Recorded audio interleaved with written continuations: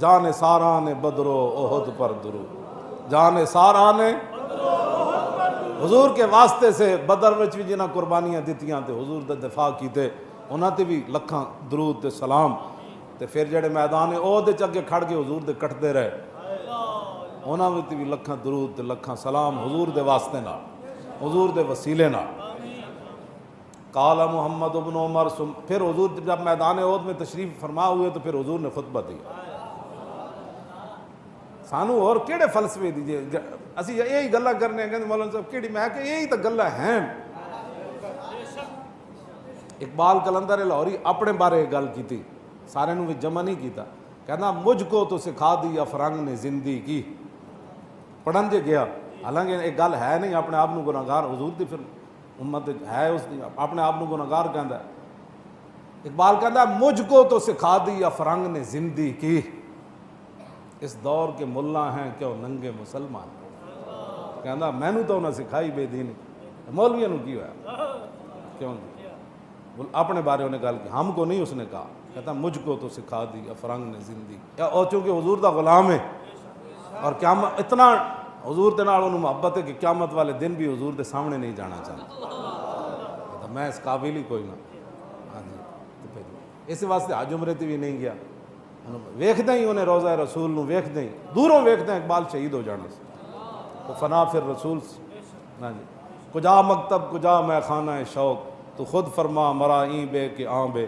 اقبال خود اے جڑی عشق دیاں گلاں کیتیاں کہندا میں خود حضور دی بارگاہ وچ ایتھوں بیٹھ کے عالم روحانیت وچ قرب اور بود نہیں ہوندا، ہاں اقبال لاہور بھی سی تے ایویں سی جویں حضور دے سامنے حاضر سی، ہاں جی، روحانیت وچ قرب بود نہیں ہوندا، ایتھوں بیٹھ کے اقبال نے استغاثہ کیتا، کجا مکتب کجا میں خانہ شوق، حضور تسی مینوں فرماؤ میں لکھاں پڑھاواں معلم بن جاواں استاد بن جاواں اور جناب پروفیسر بن جاواں یا تواڈے عشق دیاں گلاں کراں، کجا مکتب کجا میں خانہ شوق، تو خود فرما مرا این بے کہ آن بے، تو خود فرما، عجیب خطاب ہے، با خدا در پردہ گویم بات گویم آشکار، اقبال کہتا ہے اللہ سے تو پردے میں بات کرتا ہوں، حضور سے آمنے سامنے بات کرتا ہوں، با خدا در پردہ گویم بات گویم آشکار، یا رسول اللہ پنہاں تو پیدا من، اینجے کہندا کجا مکتب کجا میں خانہ شوق، تو خود فرما کہ مرا این بے کہ آن بے، حضور میں کتاباں لکھاں پڑھن پڑھاواں یا تواڈے عشق دیاں گلاں کراں، اے میرے واسطے چنگا کام ہے یعنی اعلیٰ افضل کام ہے یا اے، تو حضور نے فرمایا نہیں میرے عشق دیاں گلاں اسے واسطے کہندا نا ساکی ناز پیمانہ گفتم حدیث عشق بے باکانہ گفتم، کہندا میرے کلام وچ تانوں کدی شراب تے شرابیاں دی پین پڑان والیاں گلاں نہیں نظر آنی، نہ ساکی نہ میں جناب شراباں دیاں بوتلاں دیاں تعریفاں کر کیوں جی،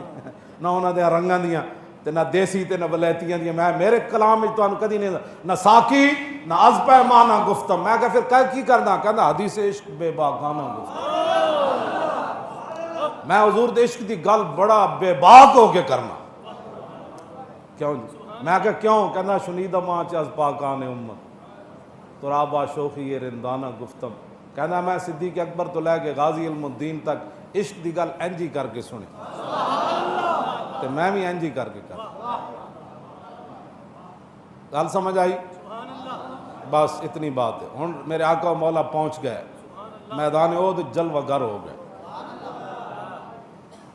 تو کدی کسی ظالم کے سامنے کھڑا بھی نہ ہوئے سکتا، تو ظالم نو ویکھ کے ہمیشہ اکھاں نیچیاں کر لیں، تو گستاخاں نو ویکھ کے تینوں جناب حیا آ جاندی کہ مینوں پھر ہن جان دینی پینی، کیوں جی، حضور اتھے جلوہ گر ہو گئے 3000 بندے دے سامنے، اور وہ جناب انہوں کو گھوڑے انہوں کو نچن والیاں عورتاں ہے نا جی وہ گا رہی سن، وہ اے میرے کو موجود ہے جڑے وہ شعر پڑھ رہی ہیں، تو میں ایک کد نہیں پڑھے ہو، ویسے بھی حضرت ابو دجانہ جدو تلوار تھلے آئی نا حضرت ہندہ بعد پھر کلمہ پڑھ گئی ہیں، کہنے این میں جدو حضور نے تلوار دے حضور نے دیتی سی، کہنے میں جدو این تلوار چاہی تے پھر میں ویکھیا عورت ہے، میں کہ نہیں حضور دی تلوار نہ زنانی نہیں مارنا، قیامت تک لوگا کہنا ہے حضور دی تلوار نہ زنانی، تو زنانی کے حقوق کی باتیں کرتے ہو، وہ تو جنگ میں بھی ہونا جب حضور کا غلام ہو تو تلوار روک لیتا ہے، ہاں یہ ضرور ہے کہ وہ اسلام ان کو شمع محفل نہیں بناتا، ہاں یہ بات ضرور ہے جیسے تم بنا رہے ہو، ہاں اسلام ان کو شمع محفل نہیں بناتا، اسلام ایک اپنا مزاج رکھتا ہے، اپنا دبدبہ رکھتا ہے، اپنا وقار رکھتا ہے، اپنی عزت رکھتا ہے۔ قال محمد بن عمر ثم قام رسول اللہ صلی اللہ تعالی علیہ وسلم فخطب الناس فقال ایھا الناس اوصیکم بما اوصانی اللہ تعالی بہ فی کتابہ من العمل بطاعتی والتناہی عن محارمی ثم انکم اليوم بمنزل اجر وذخر لمن ذکر الذی علیہ ثم وطن نفسہ له على الصبر والیقین والجد والنشاط فإن جہاد العدو شدید کریہ قلیل من یصبر علیہ الا من عزم اللہ تعالی رشدا فإن اللہ تعالی ما من اطاع وإن الشیطان ما من عصاه فافتحوا اعمالکم بالصبر علی الجہاد وعلیکم بالذی امرکم بہ والتمسوا بذلک ما وعدکم اللہ تعالی وعلیکم امرکم الذی بہ فإنی حریص علی رشدکم وإن الاختلاف والتنازع والتثبیت من امر العجز والضعف مما لا يحب اللہ تعالی ولا یؤتی علیہ النصر ولا الظفر یا ایھا الناس جدد فی صدری ان من کان علی حرام فرق اللہ بینہ وبینا ومن رغب لہ غفر لہ ذنبا ومن صلی علیہ صلاة صلی اللہ علیہ وملائکتہ عشرا ومن احسن من مسلم او کافر وکاجروا علی اللہ فی عاجل دنیاہ وعاجل آخرتہ ومن کان یؤمن باللہ والیوم الآخر فعلیہ الجمعۃ الا صبیا او امراۃ او مریضا او عبدا مملوکا ومن استغنى عنها استغنى اللہ عنہ واللہ غنی حمید ما اعلم من عمل يقربكم الى اللہ تعالی الا وقد امرتكم به ولا اعلم من عمل يقربكم الى النار الا وقد نهيتكم عنه وانه قد نفس في روعي الروح الامین انه لن تموت نفس حتى تستوفي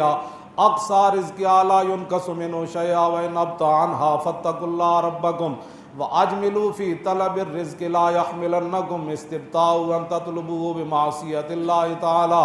فإنه لا يقدر على من عنده إلا بطاعتي قد بين لكم الحلال والحرام غير أن بينهما شبها من الأمر إلا من عصم الله تعالى فمن ترك حفظ دينه وعرضه ومن وقع فيها كان كالراعي إلى جنب الحمى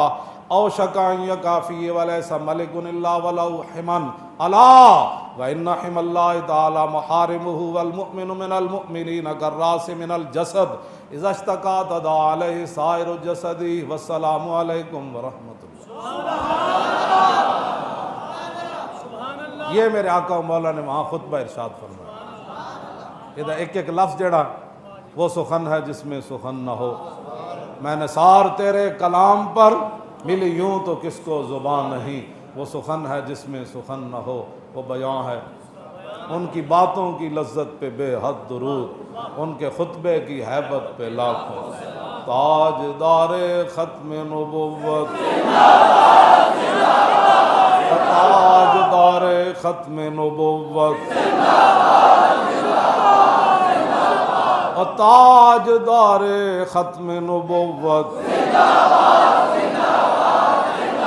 تاجدار ختم نبوت، تاجدار ختم نبوت، تاجدار ختم نبوت،